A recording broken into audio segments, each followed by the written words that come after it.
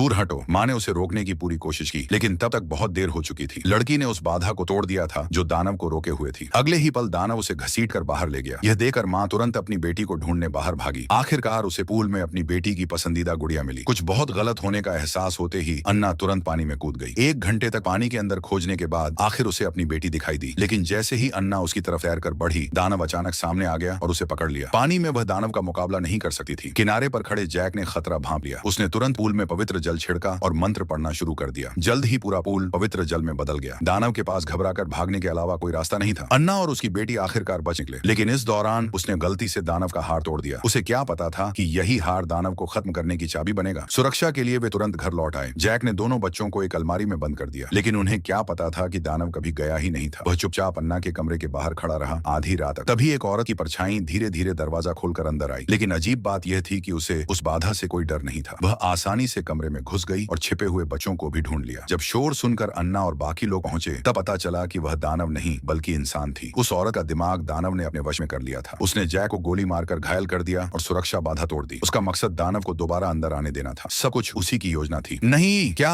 अन्ना को तुरंत एक अदृश्य शक्ति ने गला दबाकर पकड़ लिया। फिर दानव ने उसे तहखाने में बंद कर दिया। तभी लड़के ने जमीन पर पड़ा वह हार देखा। उसने तुरंत उसे उठाया और अपनी बहन के साथ भागा, लेकिन जैसे ही वे दरवाजे के पास जाते, वह अपने आप बंद हो जाता। इस नाजुक समय में लड़के ने डंडे से अटारी का दरवाजा खोला और दोनों ऊपर चढ़ गए। जैसे ही दानव उन्हें पकड़ने वाला था, लड़के ने तुरंत सीढ़ी ऊपर खींच ली। उसने जल्दी से एक रस्सी बीम से बांध दी, लेकिन उसके पास खड़ी लड़की ने अचानक कुछ देखा और डर के मारे चीख पड़ी। जब सारा मलबा हटाया गया तो भयानक दानव उनके सामने खड़ा था। मजबूरी में लड़के ने तुरंत वहीं हार निकाल लिया। हैरानी की बात यह हुई कि हार देखते ही दानव वहीं रुक गया। दरअसल ये हार उसे उसके बेटे ने तब दिया था जब वह जिंदा थी। दानव ने सामने खड़े लड़के को अपना बेटा समझ लिया। तभी जब दोनों को लगा कि वे बच गए हैं, तभी एक और हादसा हो गया।